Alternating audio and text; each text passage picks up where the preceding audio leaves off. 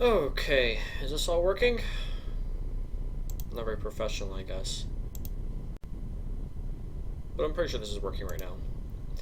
So, for the first video, I'm going to talk about how to build Evelynn in League of Legends, or at least how I build Evelynn in League. So, starting off, we're going to preface this by saying I build Evelynn currently as a hybrid assassin in League, and also a glass cannon at that. My belief being that Evelynn was kind of always meant to be an assassin. Evelynn is seriously built around her passive. Everything about Evelynn hinges off of her passive, and I don't think there's a lot of contest in saying that. The rest of her spells are really unimpressive in comparison to this champion is permanently stealthed. In this way, I quite strongly believe that Evelynn is an assassin and should be played as an assassin. To build her like a bruiser or a tank is fundamentally just kind of wrong. It's just not what Evelynn is about. It's like maybe she may be effective at it because Riot has a serious problem with her, but it's my belief that she was meant to be played as an assassin and built as an assassin and functions well as an assassin. If people disagree with that, I can understand why, because it's not as effective, but I don't play things that are effective. I like to play Evelynn because I enjoy playing Evelynn. But I'm getting a bit sidetracked about the theory. Let's talk about the build. Starting off, I guess we should start with Runes and Masteries. Runes and Masteries aren't too crazy when it comes to Evelynn. AD Reds, Flat AD, Flat AP Blues. These two are pretty standard stuff here. Just looking at early game damage. There's no real reason to take anything else different here. You just want the damage. Armor Yellows. These are pretty standard as well. If you wanted to be super optimal, you would throw in I think you throw in flat health or a couple of flat healths with the flat armor to give you more effective health in the jungle. It really doesn't matter that much. You know, if you have it, great. If you don't, 9 armor yellows are absolutely fine. They will not do you wrong. It's nothing that terrible. Quintessences, I go for the quintessence of AD because you do a lot of early game auto attacking against monsters. And so having that AD, I feel that it's much better than the AP. But if you have the AP, that's fine. It absolutely works. Really nothing wrong with it. As long as your rune page looks generally like this, you should be okay. It's not important that it's precisely like this, just as long as it vaguely makes sense that you have offensive runes that help you in the early game and that you have the armor for your yellows. You're going to be fine no matter really what happens. So, not worth bogging yourself down over too much. When it comes to masteries, we're looking at 12, 18, 0. Nothing too crazy here. Maybe the double-edged sword is a bit controversial because you take more damage, but when you're a snowbally feast or famine champion, it kind of makes sense to take some risks when it comes to double-edged sword. There's a case to be made for the oppressor talent here for Veil's Crystal Scepter, but when you're an assassin, bounty hunter is pretty nice. Big one down here is going to be Thunderlord's Decree.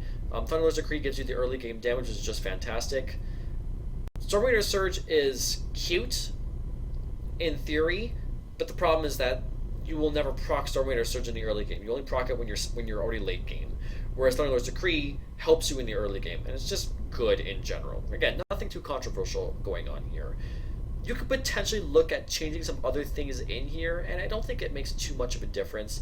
But generally speaking, you want something that mostly makes sense to you. You can be kind of flexible on the things you grab in here, but I feel like what you're seeing here is gonna be the best bet in general. So onto the item build. So starting off, Hunter's Talisman, just Hunter's Talisman. There's no reason to go Hunter's Machete on Evelynn. It's just terrible. Hunter's Talisman is so good. Refillable Potion, because with my playstyle as Evelynn, I tend to invade really early as level 2 or level 3. In any case, even if you don't take the refillable potion, you go even if you want to just go clear your jungle in a normal route, you don't need the triple health potion. The refillable potion is super good. Like it's going to be enough. You're going to be fine, and we're going to buy that because we're going to get Hunter's Potion later on, which Hunter's Potion is an amazing little lifesaver. Warding Totem, definitely you want to get on Evelynn. The warding sweeper is really not ideal on Evelynn. Number one, you don't care about wards. Number two, activating the sweeper takes you out of stealth, which totally negates the point of playing Evelynn. Oh, I just took it off my item page. Whoopsies. The other things on here are just convenience for me. So I have the vision wards on here so I can quickly buy them. You need to buy vision wards and pink wards. Not buying them is not an option. And you have your late game elixir or sorcery here. It's just nice to have it on your hotbar when you're buying stuff. Okay, early item builds after your first back. Hunter's Potion is probably one of the first things you want to buy. This little guy only costs you 250 after the initial buy of 150. So this guy only costs you 250 gold, which is almost nothing. That really is almost nothing. There should be no reason why a 250 buy is breaking your back. And this thing gives you incredible mileage. The idea of having that early game sustain is just a lifesaver for Evelynn. It's so important. Like, I can't understate it. This guy is going to save your life. It is so useful. It is so cheap. And when you're done with it, you can sell it, get some of your money back, not feel bad in the slightest. On that same train of thought, Dark Seal is here. Now, you don't always get Dark Seal, but if you ever feel like you're building up an advantage, buy Dark Seal. Dark Seal is nice and cheap. You don't ever feel guilty buying it. If you feel like there's potential that you're going to start getting strong, this item is just nice.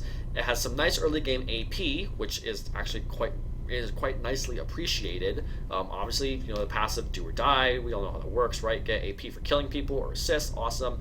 Increase healing from potions, not a bad little passive. And plus 100 mana, again, not bad. This is not just a snowball buy, but the secondary stats on here are all actually kind of nice. So, and if it doesn't work out, if you start dying a bunch and you can't get those stacks built up, it's just 350 gold. It's fine. You can sell it. You lose a little bit of gold in the end. It's not going to break your back. It's not that terrible. Now the big controversial thing, Tracker's Knife. This is a controversial buy, and I don't think many people are going to side with me on this, but let me justify it. As Evelynn, you need to fight smart. You as Evelynn don't win 1v1s against people. You just don't. If the enemy has full health and all their skills up and all their summoners up and you're at full health and you go run at somebody, you don't kill them on an even playing field. You just don't. Evelynn's not a good champion in that way. You don't duel people. You just don't. Why would you ever take a fair fight with Evelynn when you have your stealth? You shouldn't. You as Evelynn, you are built around sneak attacks and ambushes and effectively kicking the enemy in the groin.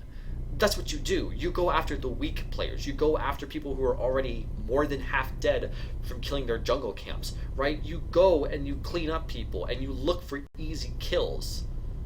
Although Skirmisher's Saber and the Skirmisher's Saber and the Stalker's Blade may help you in a gank or in an invade or in a 1v1 where they give you a quantifiable advantage of, hey, I can slow this guy and get off a couple more hate spikes, or hey, I can do true damage to them with some of my auto attacks. That's a quantifiable advantage that is definitely better on paper than this item offers nothing in combat.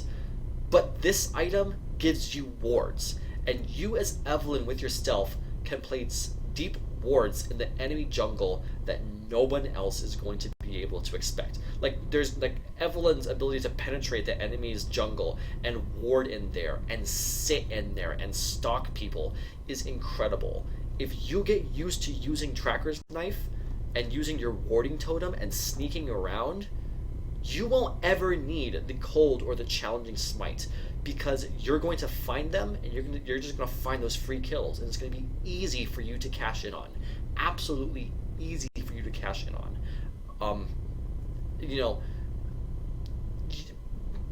All of Evelynn is about playing smarter, but this item helps you by not needing to play smarter. You don't need to have have the diamond map awareness and guesswork on where the enemy jungle is. If you just ward their jungle, you just know. And it just makes your life so much easier. Always buy your tier 1 boots early. They have to happen early. You can shuffle around some of these items in this early game order, but the T1 boots, they have to happen early. Speed is the name of the game in the jungle. You have to be able to get to where your team needs you and when they need you. You cannot crawl through the jungle slow and sluggish. It's just not an option for you. You need to be reactive, you need to be able to move from camp to camp, you need to be able to get to ganks before they're all dead. You need boots of speed early. Don't skip them. Aether Wisp and Amplifying Tome, these are just damage items. Finally, after all this stuff we're building that doesn't necessarily have damage, you do need to pick up some damage, so we're going to get the Aether Wisp and Amplifying Tome. Get the Aether Wisp first, because the 5% movement speed is better than the 10 ability power you would get from just having 2 Amplifying Tomes. So go for the Aether Wisp first before you go for the second Amplifying Tome. And I would recommend completing Runic Echoes first before your Tier 2 boots. There are some situations where Tier 2 boots early can make or break you, and moving slow is awful, but having no damage is also terrible. Honestly, you want these both at the same time, so you kind of have to make the call in your head on what you desperately need more. But generally speaking, you're going to build them at the same time, so don't stress it too much. Runic Echoes, great item. Again, I don't think there needs to be much justification here. That's probably because a lot of the other enchantments are just not ideal. The Warrior enchantment makes a compelling case with 60 AD, but the Echo effect from Runic Echoes is far too good. There is a way to justify Warrior enchantment, but I'll go over that sometime later on. It's a bit of an off-kilter build, and we can look at that later. So let's start with the standard stuff here with Runic Echoes. Cinder Hulk, absolutely never. I don't even talk about that. No. Blood Razor, no. There's a way to make Blood Razor work on Evelynn, but we're not going to go over that right now, so forget about that. Mobility Boots. Okay, again, the reason behind Mobility Boots is the same reason behind Tracker's Knife. Mobility Boots won't help you win ganks that you were losing before, obviously, because it offers basically 0 combat stats. But Mobility Boots allow you to traverse the map quickly and allow you to get to those free kills that your wards are spotting. Mobility Boots help you get, they help you get to the kills that you were not able to get to before, rather than helping you win fights. Because you don't fight people, you find people to murder. You find people where they don't even retaliate, you just open them up. This is going to be your early game build. When you have Boost Mobility and you have Runic Echoes, these 2 items are going to carry you through the early game and into your next big buy. The Farsight alteration, every team needs to have a Farsight alteration, and because you have Tracker's Knife, it's not bad to grab this yourself. This is useful. However, it's also not wrong just to stay with the Warding Totem and just have a superior ward game on your team. Because if you have Warding Totem and you have the Tracker's Knife, it's entirely possible that you're going to outward your own support, and there's nothing wrong with that. It's good to have a strong vision game, especially in low elo where there is just no vision. Having a strong vision game is great. But if the vision game is already strong and your team does not have a Farsight alteration, go ahead and grab it. You don't want to have more than 1 blue orb on your team. Having more than 1 is going to cripple your team's vision because, it doesn't grant very good vision. You do need 1, though, on your team. So you can pick it up on Evelynn and feel okay. It's not that important, though. The big buy on Evelynn, the IGO, this is where we start going into the hybrid build, is Gunblade. A lot of people are much fonder of Protobelt, and it makes sense why. I can understand why. Protobelt has fantastic damage currently, looking at some nerfs on the PvE, but Protobelt has fantastic damage, has a nice boost of health, it has stats that Evelynn wants. But let's think about this for a second, okay? Protobelt is cheap, and it gives you a lot of what you want, and that sounds like a great reason to buy it on Evelynn, and it is a great item on Evelynn. But let's put it aside for a second and let's consider Hextech Gunblade. Gunblade gives you much better combat stats, over 2-fold, where the Proto Belt only gave you 60 AP, Hextech Gunblade gives you 80 AP and 40 AD. That more than makes up for the Proto Belt in raw damage in that category alone. So, for a little bit more gold, to the tune of 1,000, you're getting double the raw damage output, because point per point AD is better than AP on Evelynn. I don't know how much, but it is. It just is. But that's not all we're getting at here. One of the things that Proto Belt offers is health. It offers 300 health, and Gunblade doesn't have any health on it. But it does have the unique passive where you have sustain from all damage you deal out, which is kind of a big deal. It's wrong to necessarily say that sustain equals effective health. That's not right to say. But that sustain will work for you. It will heal you for a lot of damage. You will stay healthy. When you have Gunblade, you don't feel the need to get tanky, especially if you know how to play her and you are getting ahead. When you have Gunblade, that sustain gives you health in fights that is more than comparable to the Proto Belt's health. That passive also fundamentally changes how you play Evelynn. Because Evelynn constantly regenerates health while she is in stealth, you have essentially infinite mana while you're in stealth, which is great. With Gunblade, you can translate that mana into health. If you're low on health, just go clear a camp. You're going to get back an insane amount of your health. Never mind the fact that Hextech Gunblade gives you back the effect from Ranger's Trailblazer in a way, where you can use your smite to heal you, because you'll be healed for 15% of your smite, which is kind of awesome. Like, that's totally awesome. You can now use your smite in combat and get something quantifiable out of it. You get health back for using it.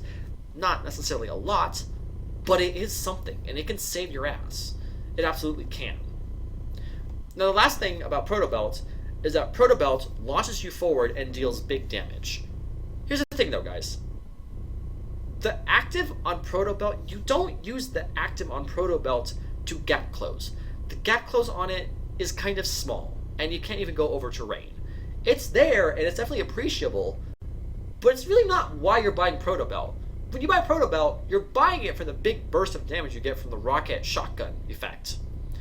Let's compare that to Gunblade. Also, let's compare mine. This has a, what's the cooldown on this? 40-second cooldown. Same cooldown for Gunblade, so comparable. Gunblade does a shitload of damage. Like, Gunblade does a ridiculous amount of damage with the active.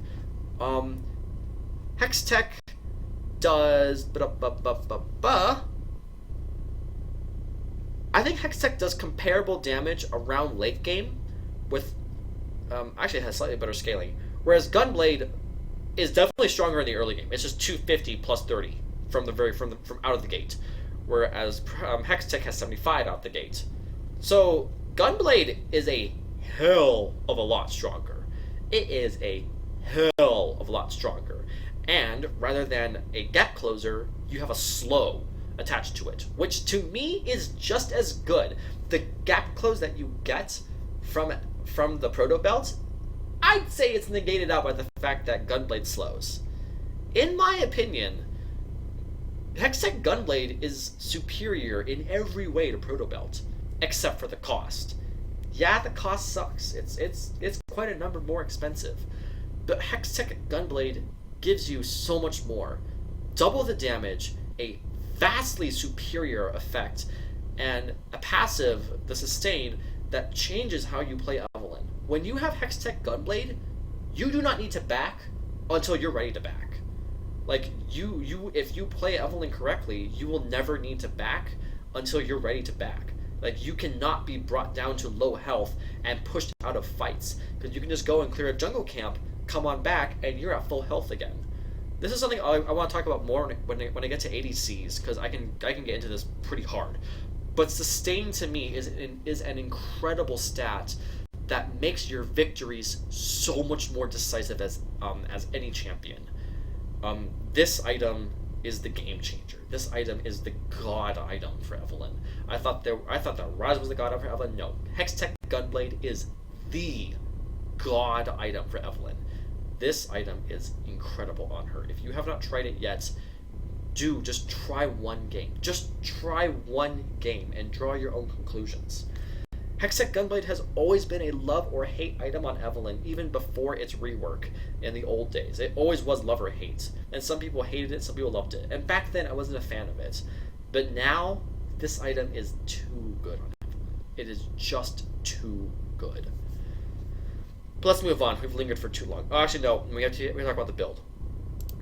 To get around the fact that Hextech Gunblade is ridiculously expensive, you need to know which of the components to buy first. Some might go for the Hextech Revolver because it's cheaper and it seems like a great idea. Guys, go for the Bilgewater Cutlass first. The active on Bilgewater Cutlass is really awesome. And because you buy Gunblade for sustain, you're gonna want some early game sustain anyway. It feels very strange buying Gunblade for sustain, but you rush out the Revolver first and you effectively have no sustain from that item. Also, the active on Revolver is not that incredible. Like, it's nice, but guys, go for Bilgewater Cutlass. It's much better. The stats look like it's not quite as good, but it's really kind of a washout at the end of the day. Between the AD and the lifesteal versus just the flat AP. But the active on Cutlass is kind of what's going to push you over. That active lets you get... That active is, I guess, like a very small but comparable Gunblade active. And this will quantifiably help you in ganks. This will help you in fights. Like, Bilgewater Cutlass's active is useful for those really early game fights when you rush it out. So, go for this first and then get this, and you'll feel fine. Now then, at that point, after you buy Gunblade, you have to decide whether or not you're going to go, like, full retard with massive, massive, massive uncontrollable damage, or if you go for a more sensible build.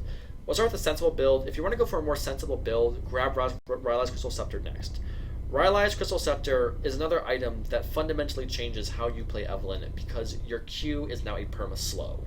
And it's a big slow. It doesn't seem like a lot, but it is actually a very large slow.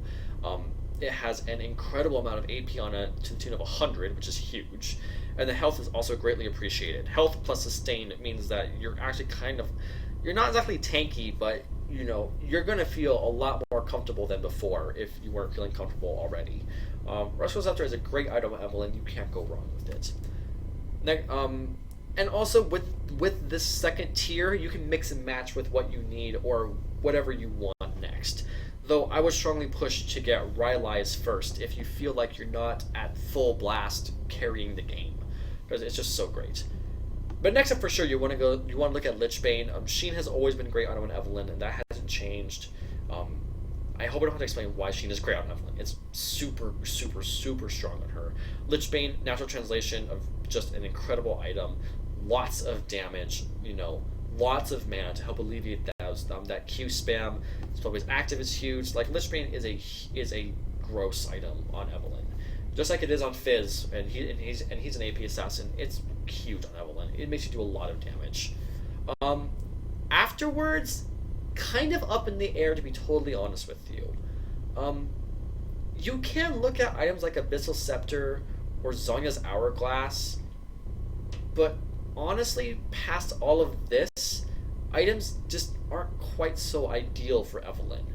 I would say build at your own discretion past that point, but the game should also be over at that point, and your item buys won't be that important.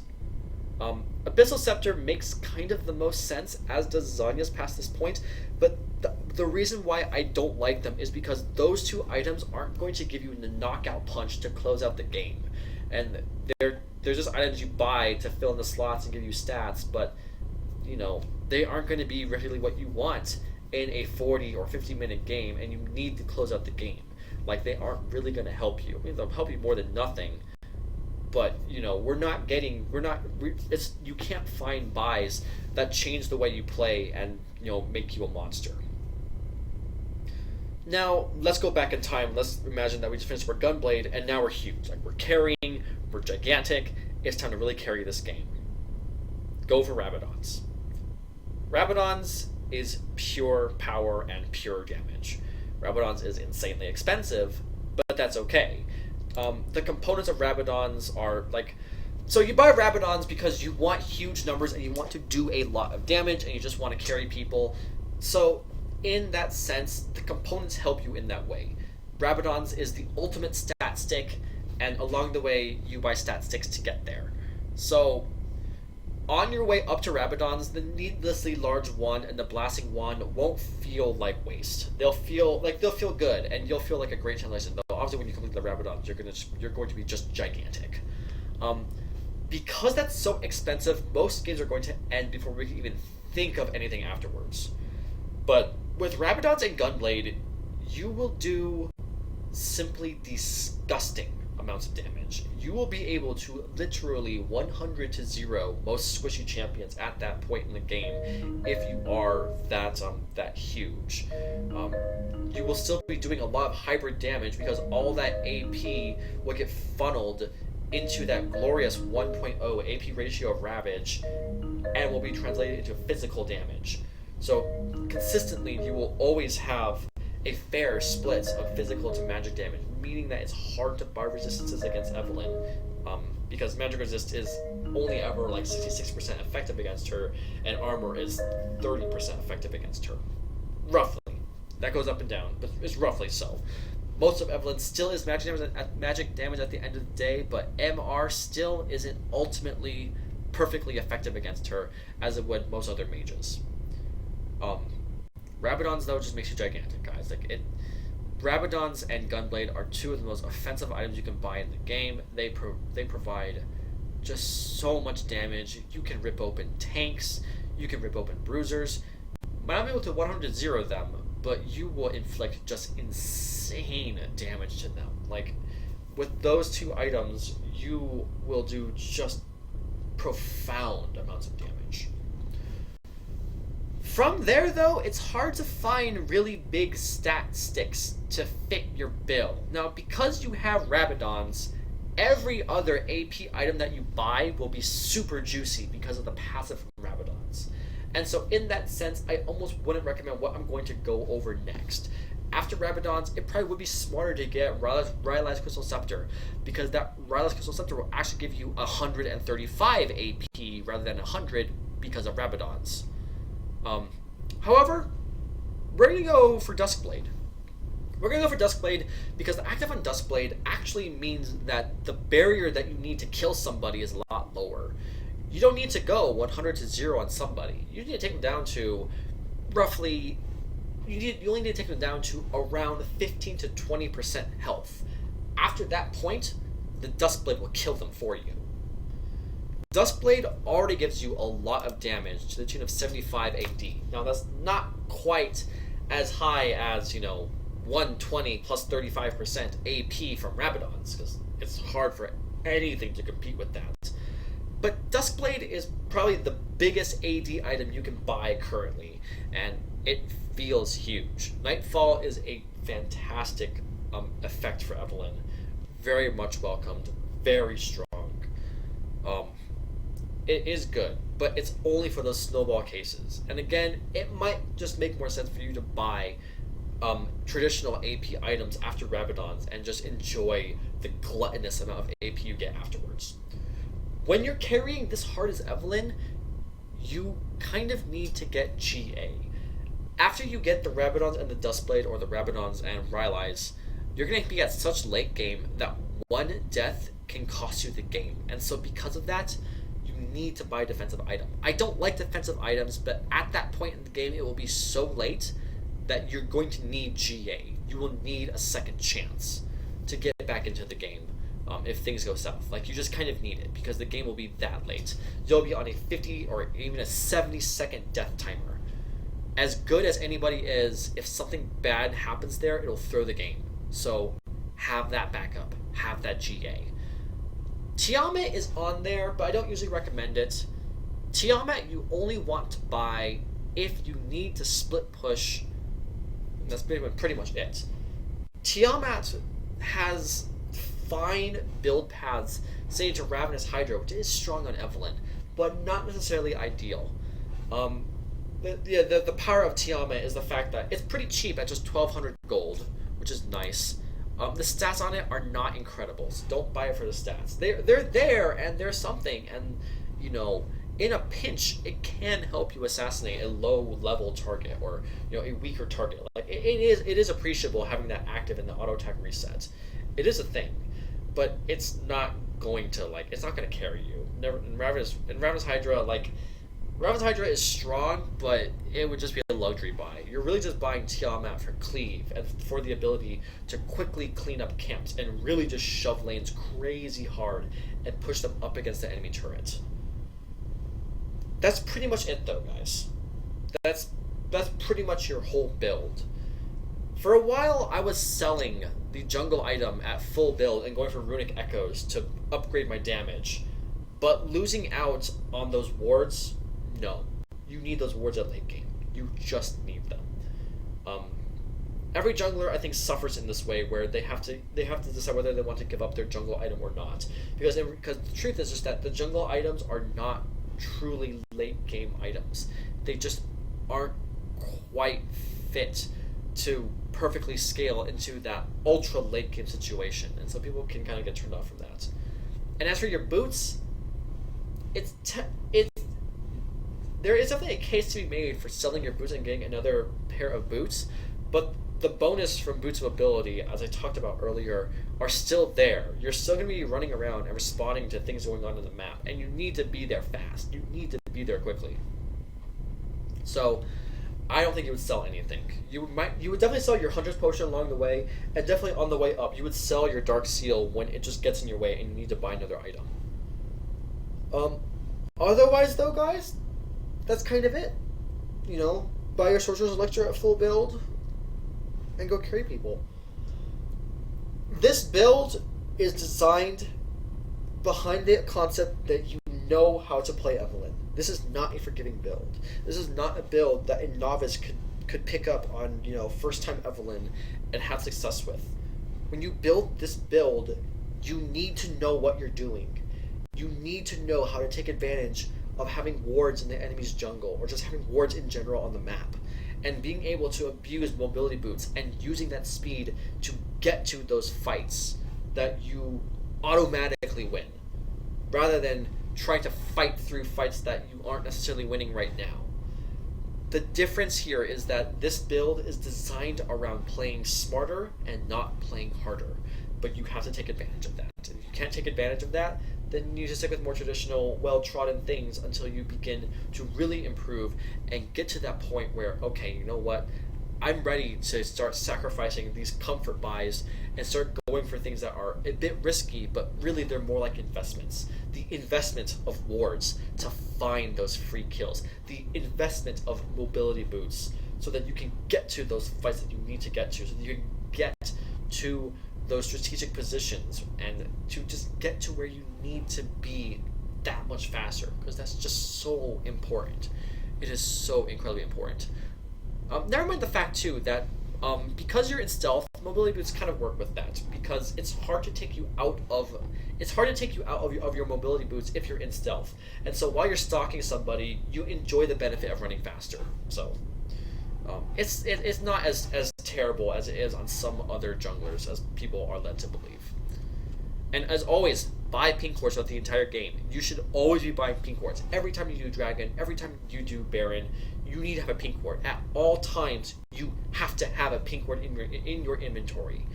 You don't need to buy two, but you do need to have one in your inventory at all times. You just have to. It is just too important. It again is like insurance, but it's just a necessary cost of living in League.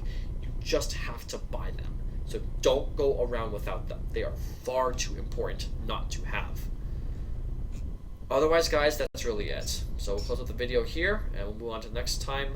We'll talk about this. I think we'll talk about the skill sequence, and we'll be able to look at some basic strategies with Evelynn.